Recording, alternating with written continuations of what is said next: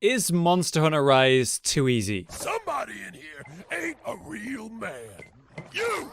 We're on a baby hunt, and don't think we don't know how to weed them out. That's a hell of a question, and it's certainly caused arguments in the community. There are many aspects to what makes a game easy, and there's a lot of perspectives to take into account here. For many, the answer might be yes, and for many, the answer might be no, not at all. I mean, for one thing, and this is really important, does a Monster Hunter game need to be hard to be fun? Hi guys, and welcome back to Rage Gaming. My name is Hollow, and today I wanted to weigh in on the discussion around Rise right now that the game has been out for a few weeks. Questions about if the game is too easy, or could this be the easiest Monster Hunter ever? And importantly, is that even a bad thing? As it stands, the game has provided me with a pretty fantastic 35-hour experience as I went and completed every hunt and challenge set before me in my original playthrough. Then, with potentially hundreds of hours of trying different weapons, with the new silk binds or switch skills, improving my gameplay and unlocking everything I can, well, that's obviously well worth the investment, and I've absolutely loved and continue to enjoy it every time that I play it because I love Rise. But with that said, I have to admit, there's something missing in the game right now.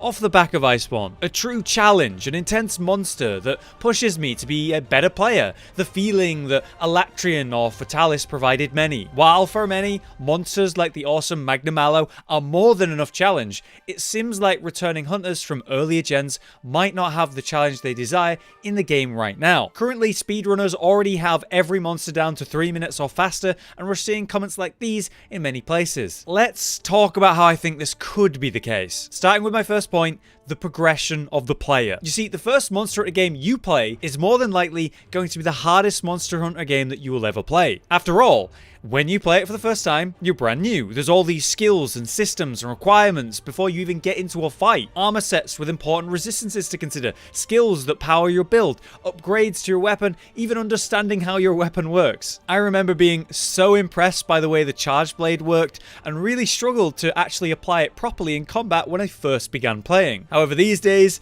I've played hundreds of hours of various Monster Hunter games, and these days, I know what I'm doing and what to expect. Going into Rise, I already knew most of the monsters and how to approach them properly before I'd even fought them in Rise itself. I already knew every weapon and how it works. I just needed to learn the new stuff, the new silk binds, and how I can fit those types of things into the new playstyle. It's only natural that Rise isn't going to provide the same challenge of whatever your first Monster Hunter game was, because now you know what you're doing as you go in. That in itself is actually a really great thing, something that I've really enjoyed, as this was my first Monster Hunter game that I played at the release at the same time as everyone else. So with that said, my next point has to be the incredible new control and movement in Rise. Never before have we had such amazing control over our characters, with the ability to leap and zip around the terrain mid-fight, avoiding damage in totally new ways we couldn't do before. Take the new Wirefall ability, how we can get out of a knockdown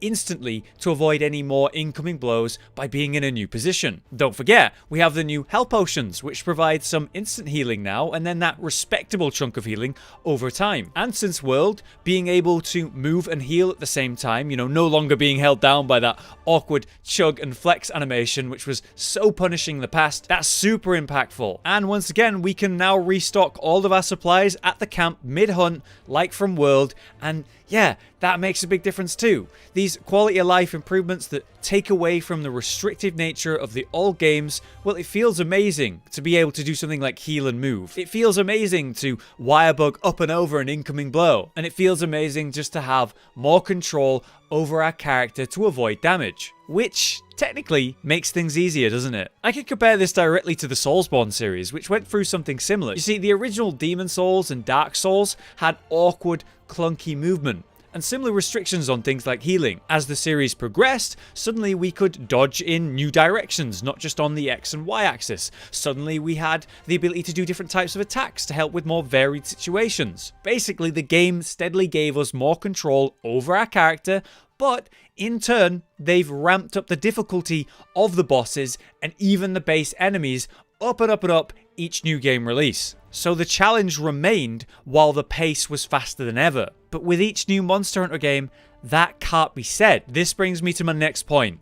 high rank Monster Hunter games. These are always easier than G rank Monster Hunter games. It just is. Iceborne was called Master Rank, which is basically G rank in the previous games. The purpose of this harder and higher level rank is to provide new and more intense challenges. So no matter what Rise did at launch, it's a high rank game and not a G rank game.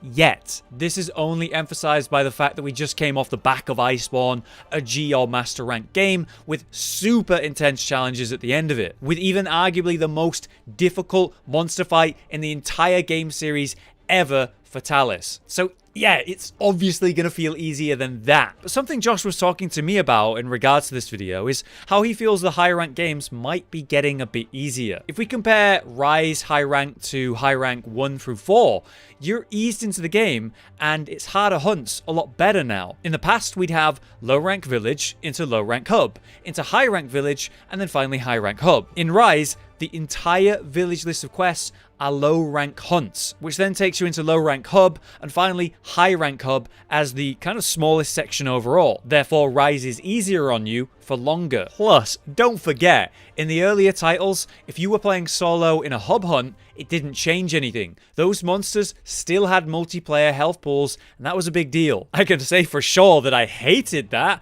It didn't add fun challenge, it just made fights an absolute slog, and God, I'm glad that they made it scale to how many hunters are actually in the quest now. But that's it. The quality of life changes they've made across the board have made the experience a more fun one.